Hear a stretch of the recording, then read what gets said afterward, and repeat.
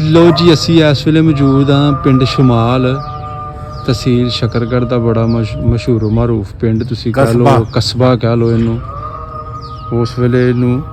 कह लो कि एक शहर का भी दर्जा हासिल सी किते ना किते। हाँ जी इत्थे बाजार भी सन बहुत बड़ा हुण भी है लेकिन एक दीमी बाजार कारोबारी मरकज एक ना तुसी कह लो कि पुरानी निशानी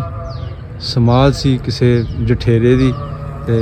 बाकी दूसरा तुसी दस्सिया ही है कि जिहड़ा इलाका सी एरिया सी राजपूत ललोत्रियां दा पिंड सी अक्सरीयत है पिंड जिहड़ा ना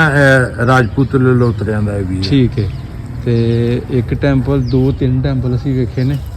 एक साडे इधरले बन्ने है हुण मेरा टैंपल ते असी नहीं नु कहांगे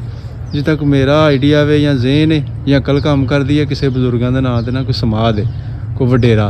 हिंदू बरादरी का ठीक है जी। तो ये नाल ही खां जी एक है सानू टैंपल है जी ठीक है जी। आज उधरों दी अंदर देखिए ठीक है अपनी असली हालत में एज इट एज मौजूद